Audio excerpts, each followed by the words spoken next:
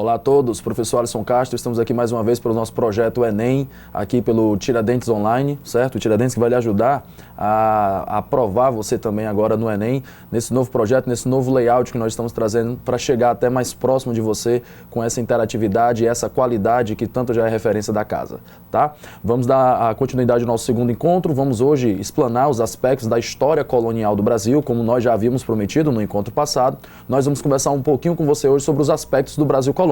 Lembrando que daquela última vez que a gente conversou, nós tínhamos aqui, certo, uma ideia sobre o que estava acontecendo no Brasil no período pré-colonial. Vamos dar início aqui à nossa atividade com o nosso exercício aqui, número 1, tá certo? Vamos dar aqui uma organizada, vamos dar uma passada pelos temas da questão número 1 nesse período, tá?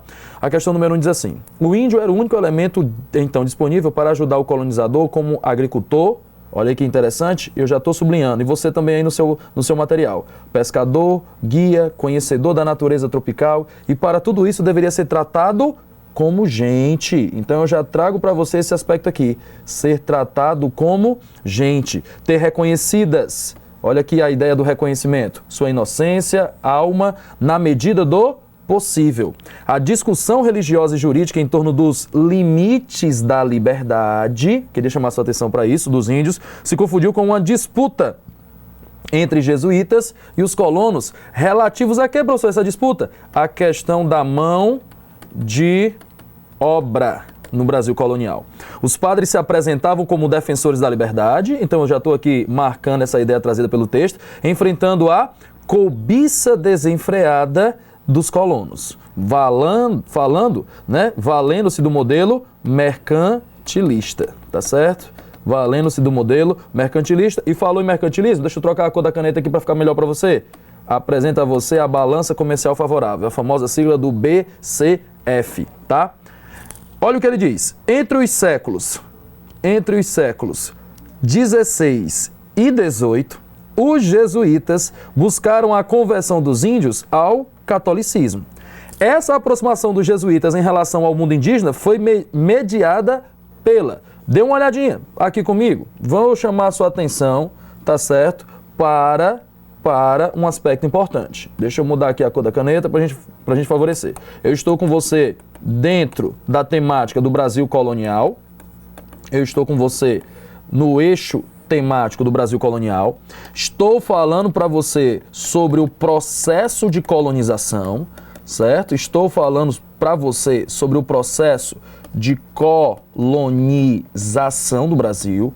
Estou conversando com você sobre outro aspecto importante, a presença da religião, certo? A religiosidade no Brasil, mais os efeitos da administração colonial, certo? Você vai lembrar para mim, por favor, deixa eu mudar aqui mais uma vez, você vai lembrar para mim aqui, por favor, que a questão da religiosidade está associada às missões jesuíticas, certo? As missões jesuíticas. E as missões jesuíticas, por sua vez, elas têm uma relação com o famoso Concílio da cidade de Trento. Então vem aqui o Concílio de Trento, certo? Eu tenho aqui o modelo do Concílio de Trento, que aconteceu lá na Itália. Essa companhia de Jesus, essas missões jesuíticas, elas tinham a função de praticar a catequese no Brasil, certo? Elas praticavam a catequese. E aí a catequese, ela gerava um processo de aculturação. Professor, esse termo, eu retiro a cultura do índio e implanto a cultura europeia, certo? Eu tiro a cultura do índio e implanto a cultura europeia. Esse processo de aculturação vai gerar um conflito. Que conflito é esse? Passa para cá. Você vai gerar um conflito local. Por quê, professor? O conflito local vai puxar aquela observação que eu fiz lá no texto. Está associada à questão da mão de obra, certo? Estou associando-a à questão da mão de obra. Quando eu falo em questão de mão de obra, eu estou me referindo a quê? Eu estou me referindo ao interesse da coroa, certo? O interesse da coroa, que vai se chocar com a presença dos padres jesuítas, certo? Que vai se chocar com a presença dos padres jesuítas. Coroa e os padres vão disputar a mão de obra, que a mão de obra aqui é o quê? Ela é indígena, certo? É a mão de obra indígena. Então ele vai falar justamente desse processo dos colonos, que vão atender ao interesse da coroa. Os colonos que irão atender ao interesse da coroa portuguesa. Tudo bem até aí? Maravilha. Então volta lá para o texto, tá certo? Essa aproximação dos jesuítas, olha aqui o que ele está dizendo. Essa aproximação dos jesuítas em relação ao mundo indígena, ou seja, o contato dos índios com os jesuítas na formação dos aldeamentos, foi mediada pela demarcação do território indígena. Meu amigo, essa expressão aqui, demarcação, ela é uma expressão que está na moda, certo? Essa expressão aqui é uma expressão do momento, é a expressão do dia. Falar de demarcação de terras indígenas hoje é um dos grandes temas e debates do Brasil político atual. Mas para falar desse período de Brasil colonial e imaginar a prática de uma demarcação de terras, de uma proteção de terras, ainda está muito cedo para você. Você vai lembrar que a FUNAI, por exemplo, foi criada no governo Costa e Silva. E aí eu estou falando lá na frente do período do regime militar. Então está muito cedo para você falar sobre o item A, você descarta ele e deixa ele de fora, tá certo? Eu falo de uma manutenção da organização familiar. Você sabe que isso não aconteceu. Aqui nas nossas observações, nós falamos que os jesuítas, eles formaram um processo de aculturação. E aí essa aculturação, ela está diretamente associada à formação dos aldeamentos. E aí esses aldeamentos, eles quebram a rotina e o modelo tradicional dos indígenas. Então, por favor, você aí nas suas opções, você já exclui, você já deixa de fora também o item B de bola. Vai haver uma valorização dos líderes religiosos indígenas? Também não, porque com o processo de aculturação, você vai ter uma valorização do modelo católico e não do modelo local. Vai haver uma preservação dos costumes das moradias coletivas? Não. Tudo que você falar em preservação vai ser mantido, vai ser tirado a partir do processo de aculturação dos índios nesse período. E também está errado. E o item E, que é o gabarito da nossa resposta, certo? Da nossa questão, é comunicação pelo indígena geral baseada no tupi, que é um dos idiomas locais. Lembrando que esse tupi, ele foi, certo, absorvido pelos jesuítas. Absorvido pelos jesuítas, que inclusive, para se comunicar, usavam a famosa técnica do teatro, certo? A técnica do teatro. Para poder se comunicar melhor com os índios, você marca o item E de Enem, é no Tiradentes, e você já assinala a primeira questão, tá certo? Vamos perder muito tempo, não. Vamos logo aqui para a segunda. Vamos logo desbancar esse modelo e vamos logo aqui para a segunda questão, tá certo? Segunda questão, eu vou falar sobre um outro tema. Tá aqui a segunda questão. Nós vamos falar sobre um novo tema. Deixa eu passar aqui para você. Deixa eu pegar aqui uma folha em branco, tá certo? Nós vamos falar sobre... Deixa eu só trocar aqui. Para deixar tudo bem organizadinho, padronizado, do jeito que você merece. Tá certo? Vamos para cá. Deixa eu só organizar. Estou falando agora sobre economia colonial, certo? O tema que eu estou tratando com você agora do Brasil colonial é economia colonial. Falou de economia colonial? Queria trazer duas referências a você. A economia açucareira e a economia mineradora, certo? Professor, a questão trata sobre qual? Olha aqui comigo. Vamos olhar o texto da questão, para você descobrir junto comigo.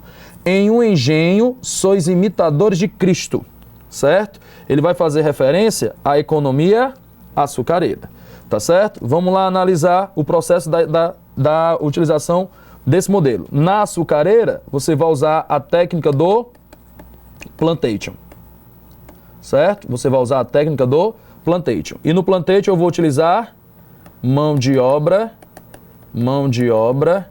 escrava e negra nesse período no Brasil, certo? Mão de obra escrava e negra. Vamos analisar a questão da escravidão a partir de então, certo? Vamos ler o texto aqui para lhe dar mais subsídios. Crucificado porque padeceis em um modo muito semelhante do que o mesmo Senhor padeceu na sua cruz em toda a sua paixão. Então eu já trago para você a questão da economia colonial, o modelo da administração colonial e a presença do elemento religioso, quando eu faço uma comparação entre o estilo ou modelo de vida que acontece dentro da linha de produção do açúcar, que é o engenho, com o que aconteceu com a referência religiosa de nosso Senhor Jesus Cristo. A sua cruz foi composta de 2 madeiros, e a vossa é um engenho de 3. Então ele já estava fazendo referência ao modelo da moenda. Também ali não faltaram as canas, porque 2 vezes entraram na paixão. Uma vez servindo para o cetro de escárnio e outra vez para a esponja em que lhe deram o fel. A paixão de Cristo parte foi de noite, sem dormir, parte foi de dia, sem descansar. Vamos nós. E tais são as vossas noites e os vossos dias. Cristo despido e vós despido. Cristo sem comer e vós famintos. Cristo em tudo maltratado e vós maltratados em tudo. Os ferros, olha aqui a descrição da forma como os negros eram tratados no Brasil. Os ferros, as prisões, os açoites, acompanhada de paciência, também terá merecimento de martírio. O trecho do sermão do padre Antônio Vieira, que é uma das grandes referências das missões jesuíticas dentro do Brasil colonial, estabelece uma relação entre a paixão de Cristo e, aqui você já tem até a resposta. A atividade dos comerciantes de açúcar nos portos brasileiros? Obviamente que não. Tem nada a ver. Ele vai fazer uma comparação sobre o estilo de vida da mão de obra escrava. Ele vai fazer uma referência do que acontece com a escravidão e muito justificando as penalidades que ocorriam sobre a mão de obra escrava, sobre o negro. A Igreja Católica, ela ajuda a criar um conceito aceito, um conceito legal perante a sociedade de que a escravidão precisava, em alguns momentos, ser feita com o uso da força, da violência e dos maus tratos. E aí ele faz uma referência a Jesus Cristo e ao trabalho cristão que Jesus teve durante a fase do Império Romano para justificar se Jesus sofreu, porque vós não também podeis sofrer, certo? Não podeis sofrer com isso, tá? A função dos mestres de açúcar também está falso. O sofrimento dos jesuítas, quem sofre não são os jesuítas. A vida deles era muito boa, de passagem. Quem sofre são os escravos. O papel dos senhores na administração dos engenhos, não fala nada disso, mas faz referência, sim, ao trabalho dos escravos durante a produção de açúcar. Inclusive justificando a fome, certo? Os castigos e também as punições, certo? Que eu vou chamar aqui, vou até trocar aqui, vou apagar e vou trocar punições pelas condenações, fazendo um martírio, como havia feito nosso Senhor Jesus Cristo, e as condenações, certo? Quem sofre tudo isso vai se assemelhar a Jesus, porque vai ter o seu martírio. E aí você marca na segunda questão, também o item é de Enem. Questãozinha boa, questãozinha fácil, viu? Questãozinha tranquila, pura interpretação do que você está identificando no texto. Não tem nenhuma dificuldade para você nesse clima aí de questões. Gostei demais da questão número 3. Excelente opção para você refletir e saber que no Enem também você vai ter questões fáceis de interpretação textual mediante o conhecimento do contexto histórico. Tá certo? Vamos aqui para a questão número 3, passando para frente. No clima das ideias que se seguiam à revolta de São Domingos, o descobrimento de planos para um levante armado dos artífices mulatos na Bahia. Opa, olha aqui. Já tenho 2 informações importantes. Vem para cá comigo. Você vai estar falando aqui agora, deixa eu mudar aqui, os movimentos sociais da colônia, certo? Você vai falar dos movimentos sociais da colônia. Eu vou falar de 2 tipos de movimentos, os nativistas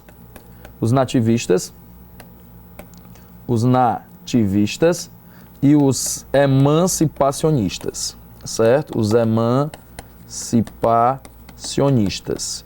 Qual é o que eu vou usar? Esse aqui, certo? E esse outro, professor?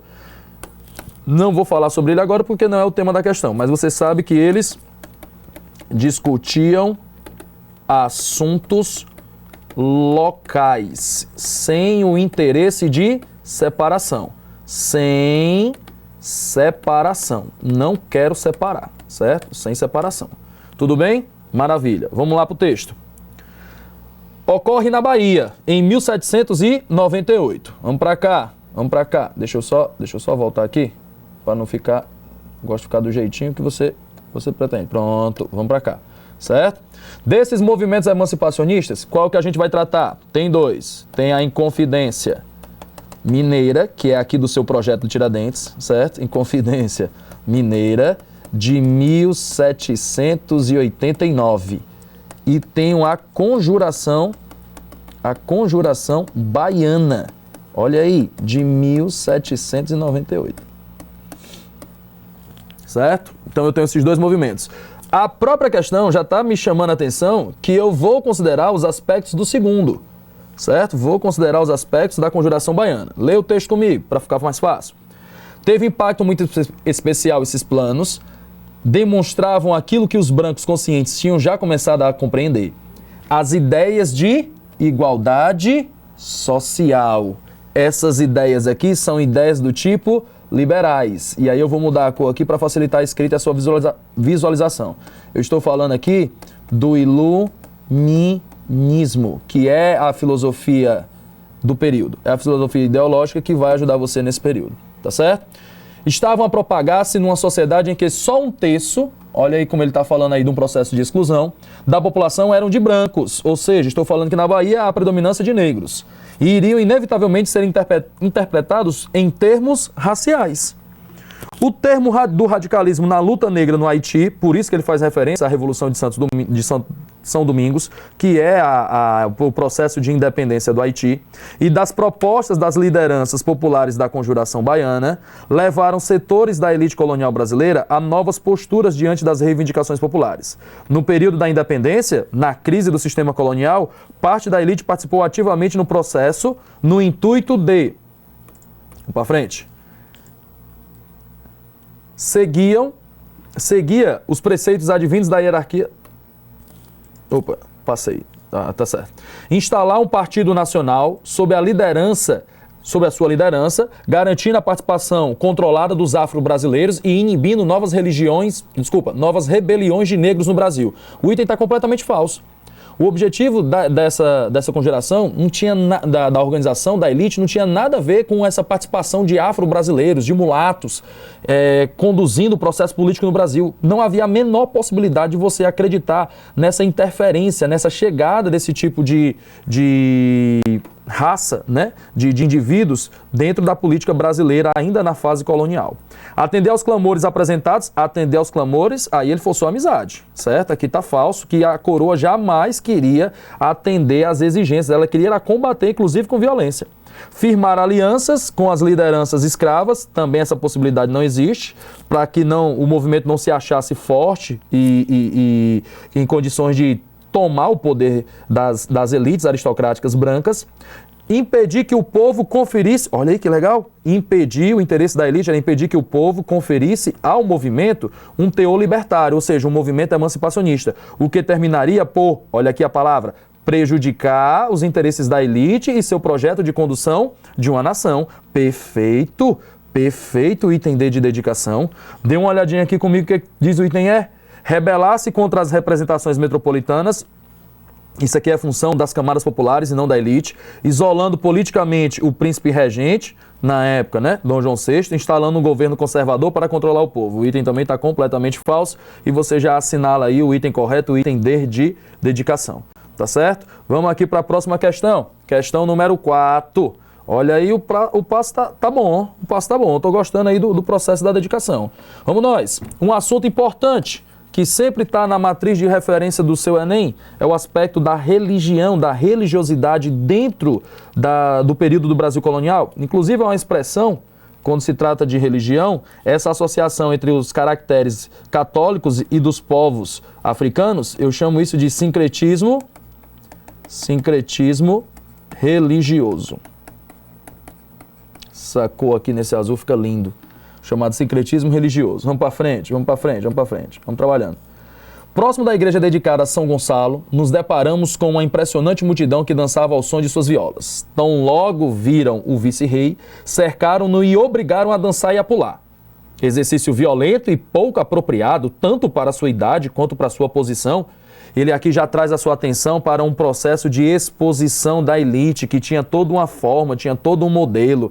Você vai lembrar nas aulas de História Geral que havia um manual da corte, um manual da aristocracia, um livro chamado A Corte, onde ela ela descrevia, ela relatava como deveriam ser as roupas, como deveria ser o cabelo, como deveria ser o porte, a alimentação, a fala, o processo de condução dentro da sociedade dessas figuras que eram figuras que representavam a nação, que representavam o povo. Então ele tinha toda uma estrutura, havia um estereótipo montado dentro dessas personalidades que conduziam a liderança do povo, e você está vendo muito bem isso aí no texto, tá? Tivemos nós mesmos que entrar na dança, por bem ou por mal, e não deixou de ser interessante ver numa igreja padres, mulheres, padres, cavaleiros e escravos a dançar e a pular misturados, olha essa expressão é importante, e a gritar a plenos pulmões. Viva São Gonçalo do Amarante! O viajante francês, ao descrever suas impressões sobre uma festa ocorrida em Salvador em 1717, portanto ainda no auge do século XVIII, né, desse período, tá? Demonstra dificuldade em entendê-la, em compreender a festa, porque, como outras manifestações religiosas do período colonial, a festa de São Gonçalo seguia os preceitos adivinhos da hierarquia católica romana. Mentira! Mentira! O finalzinho do texto já deixa isso bem claro, ó. Tá aqui todo mundo junto e misturado, olha aqui, ó. E pular misturados. Jamais o conservadorismo católico romano permitiria isso. Aí você tem... demarcava a submissão do povo à autoridade constituída. Mentira, isso aqui de forma nenhuma. Não, senhor. Definia o pertencimento dos padres às camadas populares. Não, certo? Aqui havia um processo de mistura, de participação, mas nada de criar uma regra, de definir esse pertencimento. Os padres estavam numa condição apartada. Afirmava um sentido comunitário de partilha da devoção. Aí sim. Aqui sim, aqui eu concordo. Afirmava um sentido comunitário de partilha da devoção, que é o que você encontra marcado, destacado aí para você dentro desse processo, tá? Então o item D de dedicação é o item correto. Harmonizava as relações sociais entre escravos e senhores? Harmonizava coisa nenhuma. Aqui a gente não tem nada de harmonia, nada de relações sociais, principalmente entre escravos e senhores, que era uma relação extremamente conturbada. E aí você marca aí o item D de dedicação na sua questão número 4. Vamos lá para a questão número 5, falar um pouquinho sobre o feijão tropeiro, um aspecto da cultura, questão de patrimônio cultural do período colonial. Acompanhe comigo, por favor, a leitura da questão número 5. Os tropeiros foram figuras decisivas na formação de vilarejos e cidades do Brasil colonial. A palavra tropeiro vem de tropa, então eu já trago essa informação aqui já para você, certo? A palavra tropeiro vem de tropa, que no passado se referia a um conjunto de homens que transportava gado e mercadoria. Por volta do século XVIII, muita coisa era levada de um lugar para outro no lombo de mulas.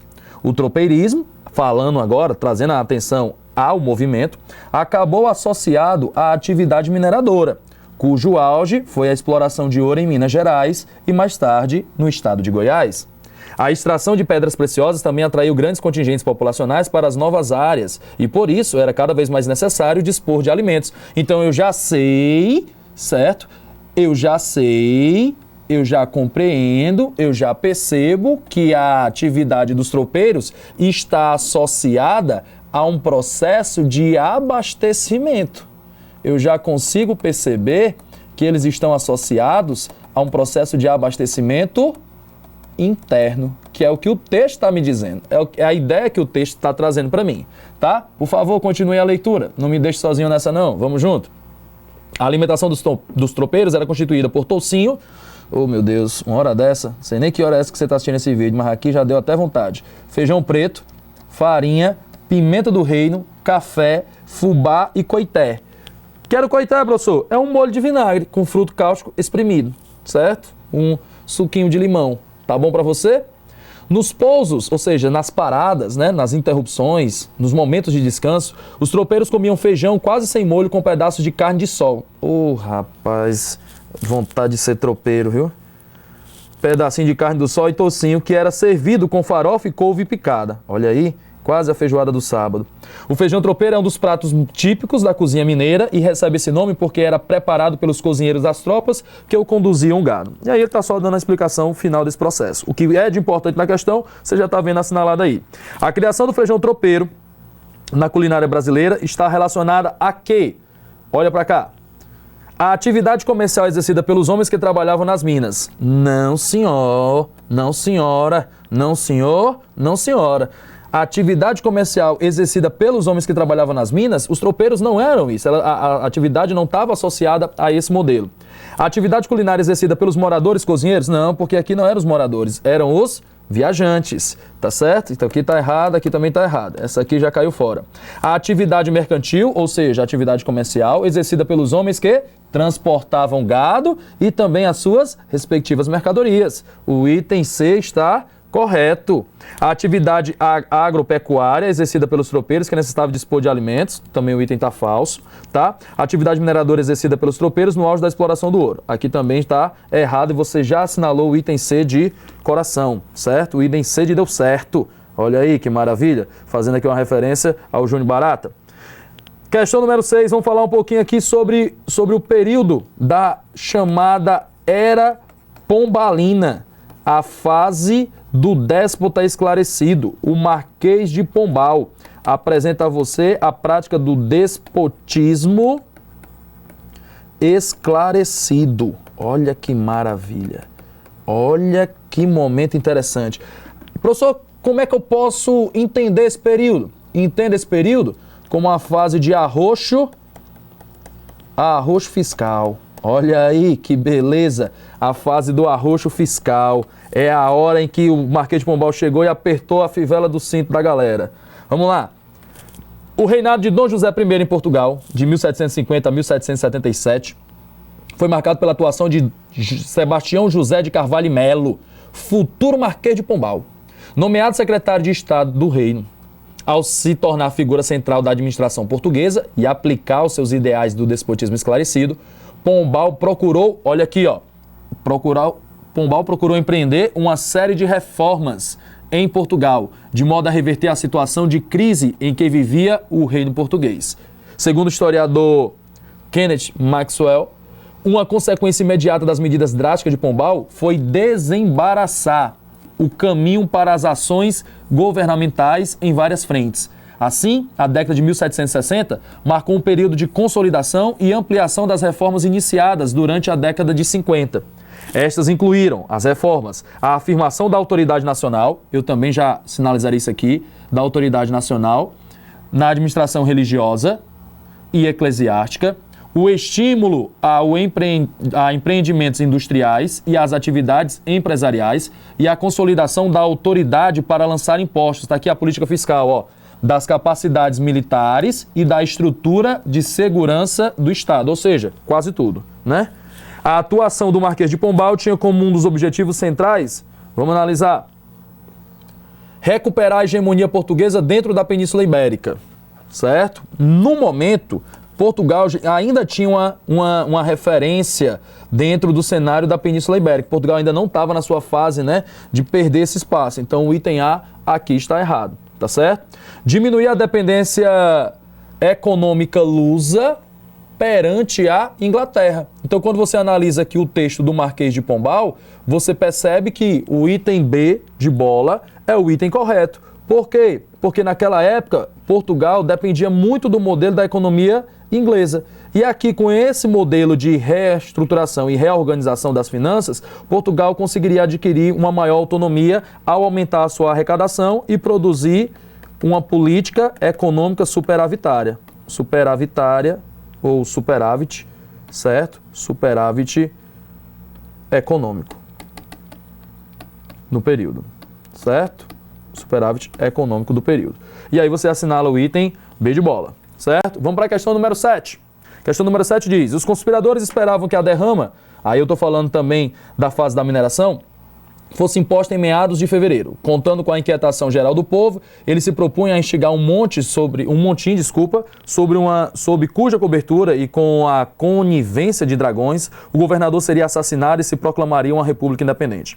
Os alferes Silva Xavier deveria provocar agitação em Vila Rica. Teria o auxílio de companheiros que chegariam antecipadamente à cidade em pequenos grupos com armas escondidas debaixo dos casacos.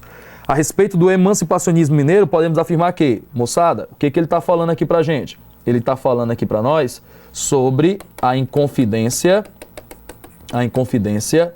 Mineira de 1700 1789, certo? E aí o que ele vai atrás para você aqui? Das características. Olha aqui, ó. A respeito do emancipacionismo mineiro, podemos afirmar que a memória de Tiradentes como herói, olha aí, eu queria fazer a associação aqui, a memória do Tiradentes como herói da conjuntura foi construída à época da conspiração. Isso aqui tá errado. Aqui não vai ser no século XVII, ou desculpa, no século XVIII, vai ser no século XIX, certo? A construção desse heroísmo vai ser no século XIX, já na instalação do sistema republicano. Então o item A já está falso, certo? Vamos para frente. Item B de bola. O movimento logrou o êxito esperado. Mentira, que o movimento fracassou. Vamos apresentar aqui as características dele. O movimento é de caráter iluminista. O movimento é elitista. O movimento é heterogêneo. O movimento foi um movimento que sequer eclodiu, cuja liderança é sim do Tiradentes, Joaquim José da Silva Xavier, e ele sofre uma influência externa da Revolução Americana, também conhecida como Guerra de Independência das 13 colônias inglesas na América, que você vê lá nas aulas de História Geral. Tá certo? Então, o item B está falso, porque o movimento sequer eclodiu. A derrama, enquanto instrumento tributário, o imposto cobrado por Portugal, seria utilizada pelos conspiradores para o início do movimento. Tudo bem, concordo, pois estes eram sabedores que a cobrança tinha o apreço dos populares. Aí aqui ele perdeu a amizade, né? Aqui ele já perdeu a amizade. A conspiração liderada pelo alfeire Silva Xavier era a continuação das insatisfações de Vila Rica. Não, porque o projeto é diferente. Vila Rica é um movimento nativista, certo? Aqui é nativista e o nativista não se comunica com o emancipacionista. Tem características, mas não são continuidade. São nativistas, certo? O movimento nativista. A derrama seria utilizada pelos conspiradores como instrumento estratégico para conectar as insatisfações da sociedade com a carga tributária, pois os conjurados queriam um apoio popular, verdadeiro, por isso que o movimento é o quê? O movimento é de caráter elitista, tá certo? Para romper com a metrópole. É um movimento de caráter separatista, você marca o item E de Enem no Tiradentes, tá certo? Perfeito. Vamos agora para a nossa última questão, fechando aqui a fase do período colonial, tá certo? Vamos aqui para a questão de número 8. Em 2008 foram comemorados 200 anos. Então nós estamos aí há 211 anos desse processo, né, pessoal? Da mudança da família real portuguesa para o Brasil, onde foi instalada a sede do reino. Uma sequência de eventos importantes ocorreu no período de 1808 a 1821, que é o chamado Brasil Joanino, durante os 13 anos em que Dom João e a família real portuguesa permaneceram no Brasil. Entre esses eventos, destacamos o seguinte: em 1808, lá na Bahia, ocorreu a parada do navio que trazia a família real portuguesa para o Brasil, sob a proteção da marinha inglesa. A gente já conheceu isso aí nos encontros, né, do período colonial, fugindo de um possível ataque de Napoleão. Em 1808, só que agora no Rio de Janeiro, ao desembarque da família real portuguesa, na cidade do Rio de Janeiro, onde residiram durante toda a permanência no Brasil. Nós sabemos muito bem desse processo, tá? Salvador, em 1810, Dom João VI assina a Carta Régia de Abertura dos Portos ao comércio de todas as nações amigas, ato antecipadamente negociado com a Inglaterra, antecipadamente, gente, 1806, tá, pessoal? 1807, a chamada Conferência Secreta de Londres, negociado com a Inglaterra em troca de escolta com a coroa portuguesa. No Rio de Janeiro, em 1816, Dom João torna-se rei do Brasil e de Portugal devido à morte de sua mãe, Dona Maria I, a famosa Dona Maria Louca. Em 1817, em Pernambuco, ocorre o último movimento de caráter separatista. As tropas de Dom João sufocam a Revolução Republicana, tá certo? Lá com base no modelo do livro do Laurentino Gomes, né? O 1808. Uma das consequências desses eventos trazidos no texto foi, aí você vai ter, a decadência do Império Britânico. Meu Deus, gente, pelo amor de Deus, pare logo de ler isso aqui e já cancela esse item. Desde quando a Inglaterra vai entrar em decadência? De forma nenhuma, ela estava em plena ascensão, em crescimento. O fim do comércio de escravos no Brasil, isso aqui não acabou, era o interesse da Inglaterra, mas isso aqui não acabou, então o fim desse comércio não existiu, perca nem tempo, continuando, né, a leitura do item B de bola. A conquista da região do Rio da Prata, em represária à aliança entre Espanha e a França de Napoleão Bonaparte, você marca o item como verdadeiro. A abertura de estradas, eita, vá com calma, é a abertura dos portos, né? O grande desenvolvimento econômico de Portugal, após a vinda da família real, né, de Dom João VI para o Brasil, esse grande desenvolvimento econômico não ocorreu porque Portugal estava sob o domínio francês de Napoleão Bonaparte. Você assinala o item C de correto aí na sua preparação para o Enem, tá? Com isso, pessoal, nós encerramos aqui a nossa participação sobre o Brasil colonial. Nós fizemos uma diversificada passagem pelos vários temas da história do Brasil colonial, selecionamos os temas que mais aparecem nas provas do Exame Nacional do Ensino Médio, para ajudar você a relembrar na sua revisão e na sua preparação os assuntos que mais são cobrados. A partir de agora, a gente passa a continuar a nossa trajetória pela história do Brasil, iniciando o nosso estudo e a nossa resolução de questões pelo período do Primeiro Reinado. Com isso, a gente já inicia uma fase mais próspera de um Brasil independente, uma fase já de um heroísmo com a presença do príncipe português lidando com o governo brasileiro e instalando um governo português de caráter brasileiro aqui a partir de 1822. Convido a você a se fazer presente no nosso próximo encontro, na nossa aula de número 3, para que a gente possa então fazer a passagem, o percurso pelo período do Brasil imperial na fase do Primeiro Reinado e trazer a você novamente os principais temas que aparecem no seu Exame Nacional do Ensino Médio. Um forte abraço e até a próxima. A gente se vê pelo Tiradentes, pessoal. Valeu!